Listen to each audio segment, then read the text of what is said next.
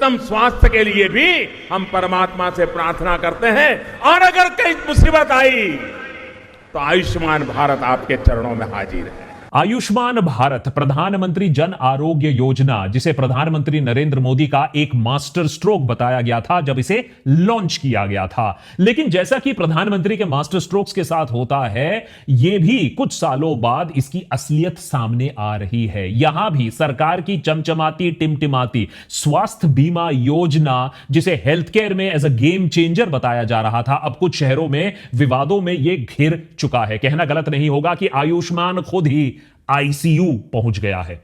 दरअसल हुआ यूं कि 7 अगस्त को, इस महीने 7 अगस्त को हरियाणा के प्राइवेट अस्पतालों ने आयुष्मान भारत स्कीम से अपने आप को विड्रॉ कर लिया।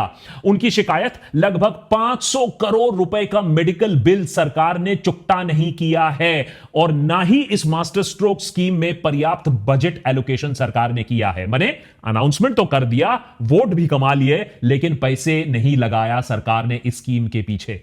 इस फैसले से राज्य भर में, हरियाणा में 650 इंपैनल्ड हॉस्पिटल और 1.5 करोड़ से ज्यादा बेनिफिशियरीज प्रभावित होने वाले हैं। इसके अलावा मणिपुर के प्राइवेट हॉस्पिटल्स ने भी यह बोल दिया है कि इस स्कीम से वो विड्रॉ कर रहे हैं अनपेड ड्यूज के चलते। दूसरे राज्यों से भी ऐसे खबर आने की और भी संकेत हैं। क्या है आयुष्मान भारत स्कीम? क्या थे सरकार के वायदे इस स्कीम के तहत? क्यों यह एक रेवोल्यूशनरी स्कीम था लेकिन जमीनी हकीकत कुछ और निकल रही है? क्यों सरकार के सारे मास्टर स्ट्रोक का यह हाल होता है और इस खबर से आप पर और मुझ पर क्या असर पड़ने वाला है? आइए समझते हैं आज के एपिसोड में। नेता टाइप आधा काम मत करो, सब्सक्राइब के साथ साथ बेल आइकॉन भी दबाओ। सितंबर 2018 में प्रधानमंत्री द्वारा शुरू किया गया था यह प्रोजेक्ट, यह योजना 12 करोड़ से अधिक गरीब और जरूरतमंद परिवारों के लिए हर साल 5 लाख रुपए का हेल्थ कवर देने का वायदा। अगर मंशा की बात करें, अगर इंटेंशन की बात करें, तो इससे ज्यादा अच्छा स्कीम हमारे देश में हो नहीं सकता है, क्योंकि बीमारी तो अपने आप में ही आपदा लाती है, साथ ही साथ सैकड़ों गरीबों को गरीबी रेखा के नीचे और भी ज्यादा ढकेल देती है, एक्सट्रीम पॉवर्टी की तरफ ले जाती है। ऐसे में उन्हें अगर आप कैशलेस ट्रीटमेंट दे सकते हो तो यह भगवान के वरदान से कम तो नहीं। इस स्कीम का टारगेट 12 करोड़ परिवार यानी लगभग 55 करोड़ लोग जो आर्थिक रूप से कमजोर हैं और भारत की आबादी के, आप समझ सकते हो, नीचे के 40% यही लोग में आते हैं। वो परिवार जिनकी सालाना आय 2.5 लाख रुपए से कम है। यह स्कीम सेकेंडरी और टर्शरी केयर यानी गंभीर बीमारियों के लिए अस्पताल में भर्ती होकर खर्च को कवर करती है। आपको कैंसर है, हार्ट या किडनी प्रॉब्लम है, आपको सर्जरी चाहिए, डायग्नोस्टिक टेस्ट चाहिए, डॉक्टर की fees, room charges, OT, ICU charges, सब कुछ शामिल थे इस गेम चेंजर स्कीम में। इस स्कीम का लक्ष्य था मेडिकल ट्रीटमेंट में हो रहे खर्चों को कम करना, लोगों पर भार कम करना, जिसके कारण हर साल लगभग 6 करोड़ लोग गरीबी के ओर और भी ढकेले जाते हैं। मोदी सरकार के शब्दों में इस स्कीम को आप दुनिया का लार्जेस्ट हेल्थ इंश्योरेंस या अश्योरेंस स्कीम आप कह सकते हो, जो फुली फाइनेंस्ड है बाय द गवर्नमेंट, जिसकी चर्चा दुनिया को करनी पड़ेगी। दुनिया नोट लेगी कि भारत क्या काम कर रहा है। दुनिया के हर किसी को भारत की इस आयुष्मान भारत की योजना का अध्ययन करना पड़ेगा और इसके आधार पर दुनिया के लिए कौन सा मॉडल बन सकता है, उसके लिए कभी ना कभी सोच करके योजनाएं बनानी पड़ेगी। मैं प्रधानमंत्री के शब्दों से बिल्कुल सहमत होता और यह आइडिया है भी इतना अच्छा, इसकी जरूरत भी है हमारे देश में, फिर भी हमारे आंखों के सामने यह प्लान फेल कर रहा है। क्यों? इसे समझने के लिए हमें यह भी देखना होगा कि हमारे देश की मेडिकल सिस्टम की क्या खस्ता हालत है। खुद मेडिकल सिस्टम आईसीयू में क्यों है? अगर आयुष्मान भारत स्कीम गरीबों के लिए कामयाब हो जाता तो हो सकता कुछ सालों में कुछ देशों की तरह यह मिडिल क्लास के लिए भी, मिडिल क्लास को भी कवर करता। लेकिन अब तो यह बात और भी साफ हो रही है कि आपकी सेहत की जिम्मेदारी आपको खुद ही उठानी पड़ेगी। कोई सिस्टम पर आप डिपेंड नहीं कर सकते हो, कोई आपको बचाने नहीं आएगा। मिडिल क्लास लोगों के लिए मंथली बजट मैनेज करना वैसे में ही एक दिक्कत की बात हो गई है, बहुत बड़ा काम हो गया है। ऐसे में अगर कोई मेडिकल इमरजेंसी आ जाती है तो आपका पूरा बजट बिगड़ सकता है। ऐसी किसी सिचुएशन से बचने के लिए आपके लिए insurance is the best option, क्योंकि सरकार आपको बचाने वाली नहीं है। दो जरूरी इंश्योरेंस आपको कराने हैं, हेल्थ इंश्योरेंस और टर्म इंश्योरेंस। इसको लेकर आप अपने परिवार का भविष्य भी सुरक्षित कर सकते हो। हेल्थ इंश्योरेंस की मदद से अगर कल को आपको कोई मेडिकल इमरजेंसी हो जाती है तो लाखों का खर्चा इंश्योरेंस की मदद से कवर होगा। सिर्फ 400 से 500 रुपए पर मंथ की प्रीमियम देकर आप लाखों का कवर अपने लिए ले सकते हो। इसके साथ आपको सपोर्ट के साथ साथ रिलेशनशिप मैनेजर जैसी फैसिलिटीज भी आपको मिलती है। और दूसरी तरफ टर्म इंश्योरेंस की अगर हम बात करें, यह इंश्योरेंस का प्योरेस्ट फॉर्म होता है। अगर आपको अचानक कुछ हो जाता है तो यह आपकी फैमिली को फाइनेंशियली सिक्योर रखता है। सिर्फ 699 रुपए से मंथली प्रीमियम शुरू होता है और आपको करोड़ों तक का कवरेज मिल सकता है। मोस्ट इंपॉर्टेंटली, जितनी कम एज में आप ये इंश्योरेंस लेना शुरू करोगे उतना कम दाम आपको देना पड़ेगा। डिस्क्रिप्शन में मैंने एक लिंक दिया है, आप उस लिंक को क्लिक करिए और सारे ट्रस्टेड कंपनीज को आप खुद जाकर कंपेयर करिए, देखिए कौन कितनी फैसिलिटीज दे रहा है, किसका क्या प्राइस है। ऑनलाइन परचेस करोगे तो उसके ऊपर 15 से 25% का और भी डिस्काउंट मिलेगा। फैसला आपके हाथ में है, लेकिन यह जिम्मेदारी भी आप ही के हाथ में है। Anyways, back to the story. Indian Medical Association Haryana ने जुलाई में सरकार को चेतावनी दी थी कि 650 प्राइवेट अस्पताल आयुष्मान भारत स्कीम के तहत ट्रीटमेंट्स बंद कर देंगे, क्योंकि उसे मार्च के महीने से उसकी टोटल बिल राशि का केवल 10 से 15% हिस्सा ही मिला एज रीइंबर्समेंट्स।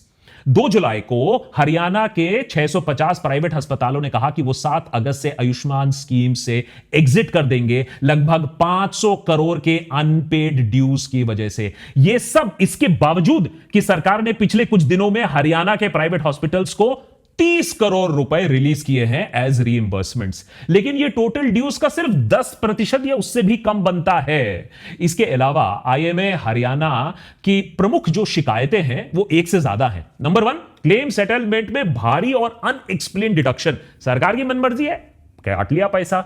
उसके ऊपर ब्यूरोक्रेटिक डिले हो रहा है, अस्पतालों को हैरास किया जा रहा है। नंबर 3, सरकार ने अनाउंसमेंट तो कर दिया लेकिन बजट एलोकेशन हो नहीं रहा है। 2000 करोड़ रुपए जहां चाहिए वहां आप सिर्फ 800 करोड़ रुपए एलोकेट कर रहे हो, तो हॉस्पिटल्स की जो दरकार है, जो रीइंबर्समेंट है, वो आप कभी कर नहीं पाओगे पूरी तरीके से। यही नहीं, कुछ प्रदेशों में तो यह भी शिकायत आ रही है कि स्कीम के रीइंबर्समेंट रेट्स बहुत कम हैं और प्रिवेलिंग मार्केट कॉस्ट के 30 to 40% रेट पर रीइंबर्समेंट हो रहा है। इस सब के चलते प्राइवेट हॉस्पिटल्स के फाइनेंशियल प्रेशर्स बढ़ रहे हैं। हरियाणा के प्राइवेट हॉस्पिटल्स को ऐसा हुआ है कि चौथी बार अपने सर्विसेज इस स्कीम के अंडर स्थगित करने पड़े क्योंकि उनके ड्यूज पेड नहीं हुए थे।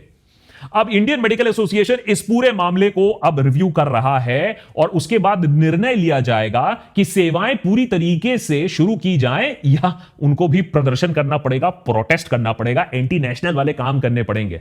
यह हालत है एक well thought out, well intentioned government private partnership, एक ऑनेस्ट पब्लिक वेलफेयर स्कीम का। यह सब कुछ मिट्टी में मिल रहा है क्योंकि सरकार के पास बेसिकली पैसे नहीं है। मूर्तियां बनवा लो, फिजूल खर्ची करवा लो, वीआईपी गिरी झड़वा दो, वो सब बिल्कुल ठीक है, उसके लिए पैसे होते हैं, लेकिन असली वेलफेयर के लिए पैसे नहीं। अरे ये तो आप रेवड़ी भी नहीं कह सकते हो, इसको तो आप इलेक्शन गिफ्टिंग भी नहीं कह सकते हो। जेन्युइन लोगों को दरकार होती है मेडिकल कवरेज के लिए इतना अच्छा स्कीम, लेकिन उसको भी हम एक जुमला बनाकर छोड़ रहे हैं।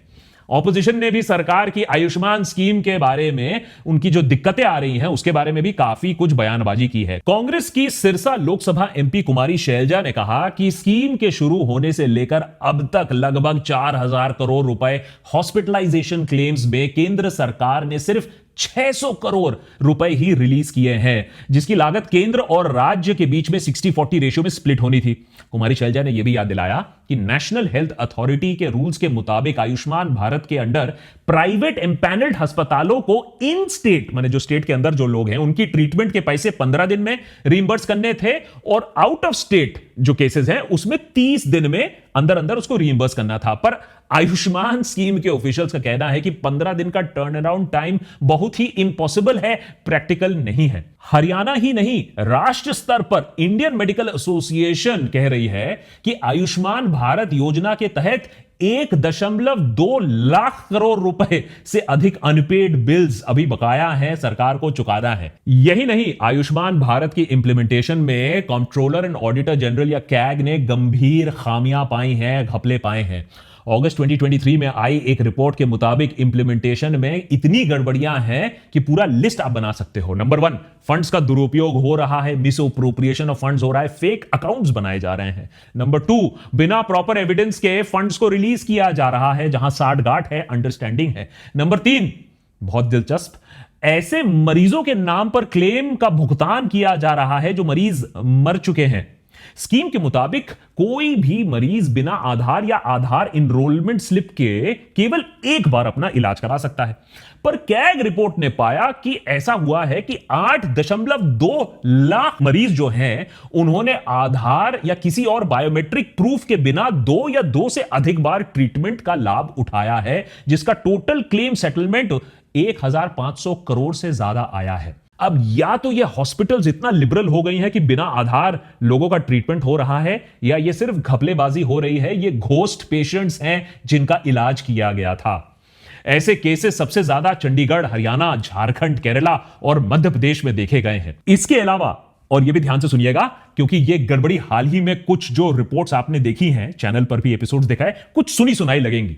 रिपोर्ट के मुताबिक बहुत से बेनिफिशियरी सेम मोबाइल नंबर पर रजिस्टर्ड हैं। लगभग 10 लाख लोग हैं जो रजिस्टर्ड हैं, उनका मोबाइल नंबर सिस्टम में 3 या 7.5 लाख जो रजिस्टर्ड हैं उनका मोबाइल नंबर 9999999999 है। और यह बात रजिस्टर्ड लोगों, और बहुत बार आपको देखेगा उनका रजिस्टर्ड नंबर या तो 888888 मिलेगा या 900000 मिलेगा, या फिर 201435 कहीं ना कहीं यह पूरा झोल है, कहीं ना कहीं यह पूरा गोलमाल है। क्रोनोलॉजी आप समझ ही गए होंगे कि किस तरीके से जैसे वोट चोरी हो रही है, जिस पर हमने अभी एपिसोड भी बनाया, उसी तरीके से हेल्थ फंड्स की भी चोरी हो रही है फेक अकाउंट्स बनाकर। पर सरकार यह बात मान नहीं रही है कि भैया मानते हैं कि लीकेज है, मानते हैं कि फ्रॉड हो रहा है, इसको हम सिस्टम को ठीक करते हैं। हाल ही में लोकसभा में एक रिटन रिप्लाई में minister for state for health and family welfare Pratap Rao Yadav ने बताया कि आयुष्मान भारत प्रधानमंत्री जन आरोग्य योजना मिसयूज और अब्यूज के खिलाफ जीरो टॉलरेंस रखती है। एक एंटी फ्रॉड मैकेनिज्म ऑलरेडी स्थापित है और उसके अंडर कोई भी मिसयूज और अब्यूज का प्रिवेंशन हो रहा है, डिटेक्शन हो रहा है, डिटरेंस हो रहा है। और साथ ही साथ 1100 से ज्यादा अस्पतालों को पैनल से हटा दिया गया है। 1500 दोषी अस्पतालों पर 120 करोड़ से ज्यादा जुर्माना लगाया गया है और 550 अस्पतालों को निलंबित कर दिया गया है या इंपैनलमेंट से हटा दिया गया है। पर सवाल तो तब भी उठता है कि अगर सब चंगासी है तो जो अभी इंपैनल्ड हॉस्पिटल्स हैं वो पैसा क्यों नहीं चुका पा रहे हैं, सरकार उन्हें फंडिंग क्यों नहीं दे पा रही है। अब कुछ लोगों को कहना है कि प्राइवेट हॉस्पिटल्स को ऐसा नहीं करना चाहिए, अरे गरीब आदमियों का इलाज, उनकी व्यवस्था पूरी तहस नहस हो जाएगी। पर प्राइवेट अस्पतालों को भी कब तक बिल अपने आप भरते रहेंगे, वो भी कब तक सरकार का इंतजार करते रहेंगे कि भैया सरकार रीइंबर्स करेगी। अब सारी ब्लेम गेम के बीच में हमेशा होता यह है कि गरीब इंसान पिसता है। इस सस्पेंशन का इमीडिएट प्रभाव पड़ने वाला है उन पेशेंट्स पर जो इस स्कीम पर निर्भर करते हैं, critical, emergency care, life saving treatments के लिए। जैसे अगर कोई क्रोनिक किडनी डिजीज का इलाज करा रहा हो, कोई डायलिसिस करा रहा हो, वो गरीब इंसान जो शायद एक सर्जरी के लिए वेट कर रहा हो हरियाणा में, अब वो क्या करेगा जिसका आयुष्मान स्कीम के अंडर हरियाणा में इलाज चल रहा हो, एक प्रोसेस चल रहा हो, सर्जरी प्लान्ड हो या कोई महंगी दवाई वो ले रहा हो, अब वो उसके सामने क्या करेगा। ये matter of life and death बन सकता है कुछ लोगों के लिए, लेकिन मेन स्ट्रीम मीडिया में ये सारी खबरें कौन बात करता है। आयुष्मान भारत के इस फ्लॉप शो से एक सवाल और भी उठता है, क्या यह योजना कभी सूटेबल थी ही नहीं हिंदुस्तान जैसे विशाल देश के लिए? क्या आयुष्मान भारत सिर्फ एक और जुमला ही था, एक ऐसा मास्टर स्ट्रोक था जिससे सिर्फ वोट कमाने थे? 5 लाख रुपए तक का मुफ्त इलाज देकर आपने इलेक्शन तो जीत लिया, लेकिन हेल्थ इंफ्रास्ट्रक्चर तो आपका कभी था ही नहीं इस प्रोजेक्ट को सपोर्ट करने के लिए। आयुष्मान भारत सबसे बड़ा स्कैम है, स्कैंडल है। अस्पताल तो बनाएंगे नहीं, कार्ड दे दिया, कार्ड लेके लोग क्या करें, कार्ड लेके कहां जाएं इलाज कराने के लिए? अस्पताल तो बनाओ पहले, अस्पताल नहीं बनाओगे, कुछ नहीं बनाओगे तो बेसिकली ये पूरा का पूरा सिस्टम भी प्राइवेटाइजेशन के दौर की तरफ है। नरेंद्र मोदी सरकार ने 2014 के बाद स्पेशलाइज्ड ट्रीटमेंट के लिए एम्स जैसी 1 दर्जन और अस्पताल बनाए तो हैं, पर क्या यह काफी है? बढ़ती आबादी देख सरकार अस्पताल तो बना सकती है, लेकिन डॉक्टर्स की, खासतौर पर स्पेशलाइज्ड या एक्सपर्ट डॉक्टर्स की की काफी कमी है हमारे देश में। नेशनल मेडिकल कमीशन की 2022 की रिपोर्ट बताती है कि डॉक्टर पीपल रेशियो हमारे देश में 1:834 है, जिसमें traditional medicine practitioners, Ayurveda, homeopathy, naturopathy, इन सबको भी शामिल कर दिया गया है। WHO या वर्ल्ड हेल्थ ऑर्गेनाइजेशन जो रिकमेंडेड डॉक्टर पेशेंट रेशियो है वो 1:1000 है, तो इसका मतलब तो हम ठीक है, लेकिन उस कैलकुलेशन में ट्रेडिशनल प्रैक्टिशनर्स, होम्योपैथी वगैरह नहीं इंक्लूड किए जाते हैं। और भारत के बराबर जनसंख्या रखने वाले चाइना की अगर हम बात करें तो वहां doctor to patient ratio 2.4 to 1000 है, हमसे काफी आगे हैं वो। सरकार के प्राइवेट और पब्लिक कॉलेजेस में अंडर ग्रेजुएट मेडिकल सीट्स लगभग डबल कर दी हैं, पर 2023 की एक रिपोर्ट के मुताबिक 30 से भी ज्यादा बड़े गवर्नमेंट अस्पताल में 3000 से अधिक डॉक्टर्स की वैकेंसी है और 21000 से ज्यादा नर्स एंड सपोर्ट स्टाफ की वैकेंसीज है। सोचिए, वैकेंसी हम उन्हें भर नहीं पा रहे हैं और हम बोलते हैं नौकरियां नहीं है हमारे देश में। यही नहीं, 2023 की एक RTI का जवाब में पाया गया कि एम्स में 350 से ज्यादा डॉक्टर्स, फैकल्टी मेंबर्स पोस्ट और 1000 से ज्यादा पैरामेडिकल स्टाफ पोस्ट अभी भी खाली पड़ी हुई हैं। सोचिए, एम्स वो अस्पताल जहां देश भर से लोग आते हैं स्पेशलाइज्ड ट्रीटमेंट करने के लिए, जिस अस्पताल पर सरकार की पूरी फोकस होती है, सारे फंड्स उसके पास होते हैं, वहां इतने वैकेंसीज कैसे पड़े हुए हैं। और जब सोचो बड़े शहर में यह हालत है तो छोटे शहरों में क्या होगा, जहां डॉक्टर इलाज नहीं कर पाते हैं, इंफ्रास्ट्रक्चर नहीं होता है, घूम फिरकर लोग एम्स जैसे अस्पताल में ही आते हैं। सरकार के मुताबिक लगभग 80% शॉर्टेज है सर्जन्स, फिजिशियंस, गायनोकोलॉजिस्ट्स, पैरामेडिशियंस। बड़े इंडिया में हेल्थ केयर क्राइसिस इसलिए है क्योंकि हमारे छोटे से छोटे हेल्थ सेंटर से लेकर एम्स जैसे अस्पताल में कंप्लीट वैकेंसीज को हम भर नहीं पा रहे हैं। अब क्या कारण है, आप पूछोगे, इस शॉर्टेज का? 2023 में medico legal society of India द्वारा किए गए एक सर्वे में डॉक्टर्स ने कहा कि इम्प्रैक्टिकल वर्किंग कंडीशंस जैसे स्टाफ की कमी, इंफ्रास्ट्रक्चर की कमी, जरूरी जो दवाई है उनका सप्लाई चेन ना होना कुछ मेजर फैक्टर्स हैं जिसके चलते doctors public health care sectors में तो बिल्कुल काम नहीं करना चाहते हैं। और कई और चीजें भी हैं, कम सैलरी है, poor working and living conditions भी है, और अब तो एक नई प्रॉब्लम भी आ गई है, डॉक्टर्स के साथ जिस तरीके से मार पिटाई भी हो रही है। और उनकी सिक्योरिटी की अगर बात करें तो आपने रिसेंटली देखा ही होगा कि बंगाल में कैसे RG कॉर इंसिडेंट ने दिखा दिया कि डॉक्टर्स अपने कैंपस में ही सेफ नहीं है। और शायद एक बड़ा कारण यह भी है कि भैया ट्रेंड जो डॉक्टर्स हैं वो अब बाहर पलायन कर रहे हैं, डॉक्टर्स UK जा रहे हैं, US जा रहे हैं, तो छोटे शहरों में और गांव में तो आप भूल ही जाइए। डॉक्टर्स ही नहीं, इंडिया में हेल्थ इंफ्रास्ट्रक्चर की भी हालत काफी खराब है। 2023 की एक रिपोर्ट के मुताबिक वर्ल्ड हेल्थ ऑर्गेनाइजेशन द्वारा रेकमेंडेड रेशियो है 3 बेड्स पर 1000 पीपल, और इंडिया का करंट रेशियो है, पॉपुलेशन टू बेड रेशियो है 1.3 बेड्स पर 1000 पीपल, मैंने रेकमेंडेड रेशियो से आधे से भी कम में है हम। 2023 की एक सर्वे यह कहती है कि सिर्फ 10% रूरल पॉपुलेशन है जिसका health care access 10 kilometre radius में आता है, सिर्फ 10%। 10 किलोमीटर रेडियस में कोई भी चिकित्सा वो पा सकते हैं। डॉक्टर्स की कमी, दवाइयों की कमी, डिसेंट इंफ्रास्ट्रक्चर की कमी, चल क्या रहा है हमारे देश में? क्या भारत का हेल्थ सेक्टर बजट एलोकेशन हमारा काफी नहीं है? वर्ल्ड बैंक के आंकड़ों के हिसाब से इंडिया ने फाइनेंशियल ईयर 2022 में हेल्थ पर खर्चा किया GDP का 3.3%। बाकी बड़ी इकोनॉमीज की अगर हम बात करें तो USA GDP का 16.5% खर्च करता है हेल्थ पर, UK स्पेंड करता है 10.87%, और हमारी आबादी जितनी मिलती जुलती चाइना भी GDP का 5.3% खर्च करती है हेल्थ पर। कहने के लिए 3rd largest, 4th largest GDP, लेकिन हेल्थ पर खर्चा करोगे पाकिस्तान के मुकाबले, मजाक नहीं कर रहा हूं, पाकिस्तान 2.90 या 3% ऑफ GDP खर्च करता है हेल्थ केयर पर, जो कि इंडिया के 3.3% के आंकड़े के बहुत आसपास है। नेपाल 6.6% ऑफ GDP खर्च करता है हेल्थ केयर पर। और यह तब हो रहा है जब हमारा हेल्थ केयर एक्सपेंडिचर बढ़ रहा है। इस बात की भी क्रेडिट देता हूं सरकार को, सरकारी आंकड़े के हिसाब से इंडिया का हेल्थ केयर एक्सपेंडिचर पिछले 4 सालों में दुगना हुआ है। इकोनॉमिक सर्वे के हिसाब से इंडिया का हेल्थ एक्सपेंडिचर 2020-2021 में 3.2 लाख करोड़ था, बढ़कर 2024-2025 में 6.1 लाख करोड़ हो गया है। अब हेल्थ केयर पर खर्चा बढ़ गया पर अस्पतालों को रीइंबर्समेंट नहीं मिल रही है। ये क्या हो रहा है? The maths is not mathing. Don't get into those maths. Ayushman Bharat Yojana का वायदा काफी अच्छा था, काफी बड़ा था, लेकिन जो हरियाणा हॉस्पिटल्स की स्कीम को रोक देने से स्कीम की एग्जीक्यूशन में कमियां सामने आ रही हैं। जैसा कि हर मास्टर स्ट्रोक में होता है, मंशा जो भी हो, एग्जीक्यूशन में हम फेल कर जाते हैं। सोचो, एक स्कीम जो हर फैमिली को 5 लाख रुपए तक का कैशलेस ट्रीटमेंट दे पाए, उसका वायदा कर पाए, लेकिन जब आप हॉस्पिटल्स को टाइम पर रीइंबर्समेंट नहीं कर पाओगे तो भारत आयुष्मान कैसे होगा?